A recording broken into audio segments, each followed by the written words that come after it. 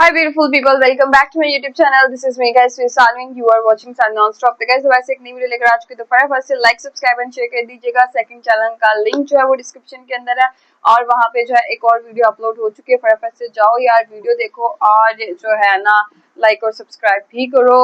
और केतन अग्रवाल केस आज रौनक जो है एक्सप्लेन करेंगे। केतन अग्रवाल का केस यूं था कि लड़की कोयल, आई थिंक सो इसका नाम था, तो इसने मतलब अपने ही फियांसी को जो है वो धक्का दे दिया पहाड़ी के ऊपर से। मतलब यार ये हल नहीं होता चीजों का। अगर आप किसी इंसान को पसंद नहीं करते तो बजाय उसकी जान लेने के उसको वैसे छोड़ दो कि भाई नहीं तुम मुझे नहीं पसंद हो। तो मतलब ऐसे क्या यार, ये बहुत गलत किया। ये सेकंड केस हो गया इंडिया के अंदर। एक पहले शादीशुदा एक औरत थी, उसने ऐसे किया अपने बॉयफ्रेंड के साथ मिलके। उसके तो बच्चे भी थे, तो उसने अपने हस्बैंड को इस तरह से कत्ल कर दिया। मतलब पाकिस्तान के अंदर भी काफी ऐसे केसेस है। मतलब ऐसे क्यों हो रहे हैं?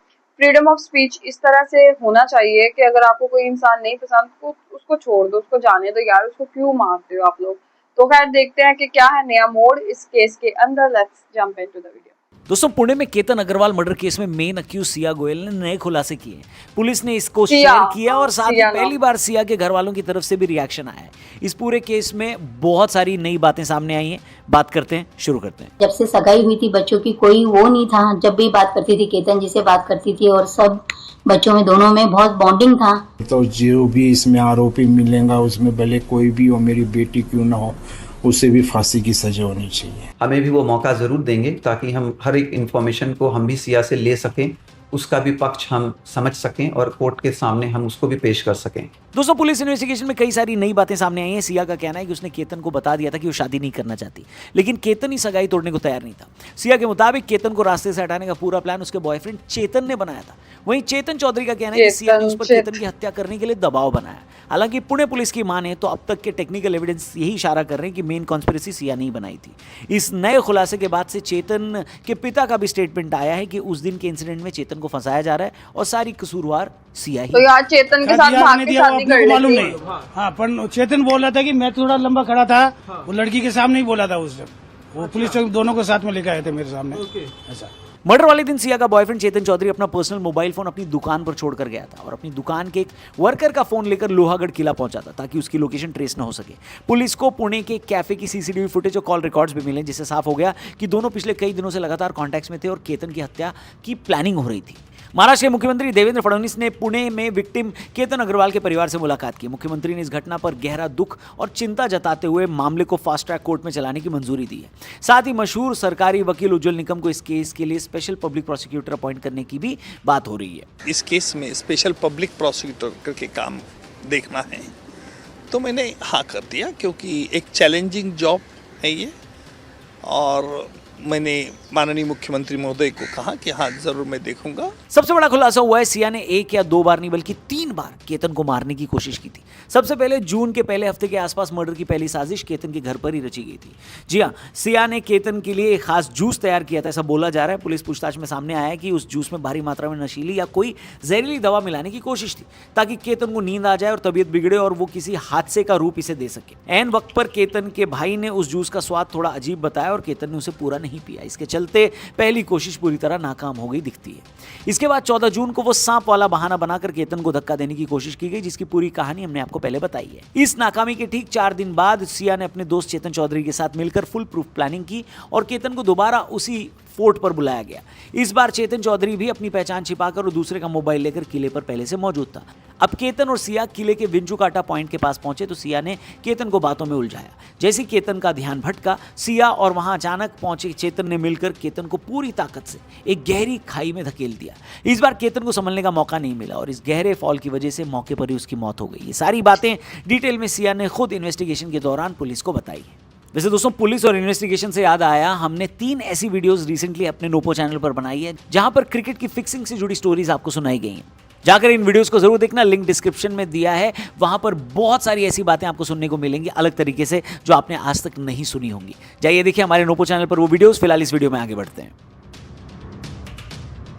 अब दोस्तों अभी तक देखो सिया के भला, परिवार से कोई ज्यादा बोल नहीं पैसे रहा छोड़ था, दो। लेकिन अब सिया की मां ने बड़ा खुलासा किया। उनका कहना है कि लोहागढ़ किले पर जाने से पहली रात को केतन और सिया के बीच वीडियो कॉलिंग हुई थी। सिया ने केतन के सामने और अपनी मां के सामने भी ये बात रखी थी कि वो ट्रैकिंग पर नहीं जाना चाहती क्योंकि अगले दिन फंक्शन भी है और आराम करना चाहती। सिया के मोबाइल में इसके पूरे चैट्स और सबूत मौजूद है, लेकिन केतन ने उसे चलने के लिए कहा था। अब पुलिस और केतन के घर वालों की माने तो केतन खुद सिया के बर्थडे पर ही उसको वहां ले जाना चाहता था। सिया की मां ने उन खबरों और आरोपों से भी इनकार किया जिसमें कहा जा रहा था कि सिया ड्रिंक करती है या लेट नाइट पार्टियों में जाती है। उन्होंने कहा कि आज तक केतन का परिवार सिया की सिर्फ तारीफें करता था, लेकिन इस हादसे के बाद पहली बार वे इस तरह की बुराइयां और बातें कर रहे हैं जो कि बिल्कुल गलत है। दोनों बच्चे एक दूसरे से प्यार करते थे और उनके बीच अच्छी बॉन्डिंग थी। बच्ची है, अच्छी है, सब अच्छा है, सब 4 महीने से सब ये अच्छा ही बोल रहे थे।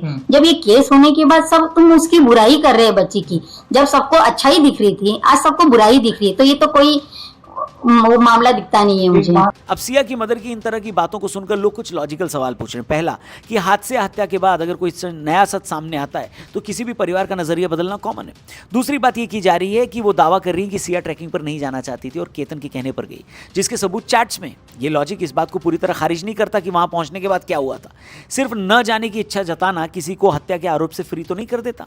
तीसरा सवाल इनसे पूछा जा रहा है कि दोनों बच्चे एक दूसरे से बहुत प्यार करते थे, आप ये बोल रही हो, वे केवल ऊपरी बिहेवियर को देख रही थी और उन्होंने अपनी बेटी के मन में जो चल रही उथल पुथल थी उसकी नाखुशी को गहराई से समझने की कोशिश क्यों नहीं की। चौथा सवाल जो सिया की मां से पूछा जा रहा है कि उनकी मां का कहना है कि अगर सिया नाखुश थी तो उसने हमसे डिस्कस क्यों नहीं किया। असल में एक माता पिता के रूप में ऐसा सेफ माहौल बनाना आपकी जिम्मेदारी थी जहां बेटी अपनी शादी को लेकर किसी भी तरह के दबाव या नाखुशी को खुलकर आपसे शेयर कर पाती। पांचवा सवाल जो सिया की मां से पूछा जा रहा है वो ये कि अगर सिया ने खुद ये कबूल कर लिया है कि उसने केतन को मारा है और ये पुलिस खुद बता रही है तो फिर इसमें शक की गुंजाइश कैसे रह जाती है। सिया सीसीटीवी फुटेज में उसी लड़के के साथ दिख रही है, जाहिर सी बात है ऐसा कुछ ना कुछ तो हुआ जो छिपा रही थी।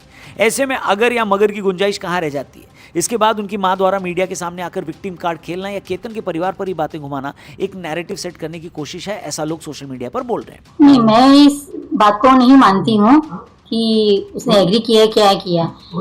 बाकी अगर तहकीकात की तौर पे निकलता है कुछ जो भी दोषी तो उसे सख्त से सजा दीजिए। अक्सर इंडियन परिवारों में बच्चे अरेंज मैरिज या बड़े बजट की शादियों के सोशल दबाव में सच बोलने से डरते हैं। अगर सिया इस रिश्ते से खुश नहीं थी या केतन से बात नहीं कर पा रही थी तो ये माता पिता की जिम्मेदारी नहीं थी कि वो उसकी मेंटल सिचुएशन को भांपते, न कि सिर्फ फंक्शन और तैयारियों में ही बिजी रहते। बताइए।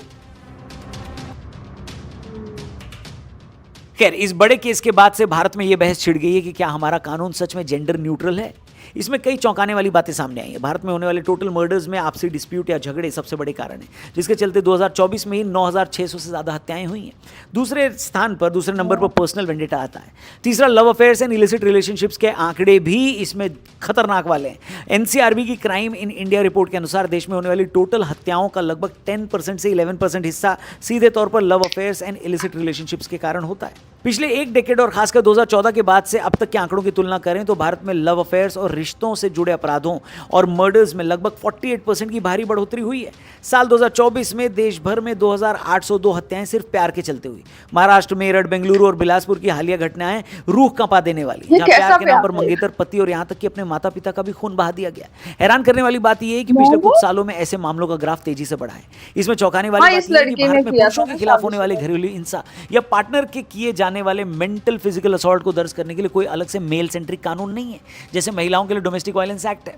यही रीजन है कि पार्टनर के हाथों विक्टिम मेल्स का डेटा सीधे तौर पर अलग नहीं मिल पाता, लेकिन मोटिव ऑफ मर्डर में साफ है कि अवैध रिलेशंस या धोखे के रास्ते में रोड़ा बनने के कारण हर साल सैकड़ों पुरुषों को अपनी जान गंवानी पड़ती है। खैर, लोगों का यह कहना है कि ऐसे मामले लगातार बढ़ते जा रहे हैं, इसलिए कानून को थोड़ा और सख्त होना पड़ेगा और सजा देकर, कड़ी से कड़ी सजा देकर ऐसा एग्जाम्पल सेट करना होगा कि आगे से कोई ऐसा करने से डरे। इस मामले में किसी को सजा होगी, क्या इंसाफ मिलेगा, या आपको लगता है कि ना कुछ दिन बाद सब भूल होनी चाहिए जाए, यार, अगली बार जब कोई ऐसा केस आएगा तो फिर से मीडिया और सोशल मीडिया इस पे बात करने लगेगी। तब तक तो भैया कुछ बदलने वाला नहीं है। क्या आप भी यही सोचते हैं? कमेंट करके अपनी ओपिनियन जरूर देना, चैनल को जरूर सब्सक्राइब करना और हमारे लेटेस्ट पॉडकास्ट को। ओके गाइज, ये थी सारी वीडियो और मैं एक चीज देख रही थी कि मतलब पेरेंट्स को ना इतना फ्रेंडली बिहेवियर और फ्रेंडली माहौल जो है वो घर के अंदर होना चाहिए कि आपका बेटा या आपकी बेटी जो है वो इजीली, खास करके बेटियों के साथ तो इतना मतलब पेरेंट्स को, स्पेशली माँ को जो है वो फ्रेंडली होना चाहिए कि इजीली जो है वो आपकी बेटियां आपके साथ कोई भी चीज जो है वो शेयर कर पाए। आपको पता है अक्सर छोटी बच्चियां जो होती हैं उनके साथ माँ बाप को ज्यादा अच्छे से रहना चाहिए,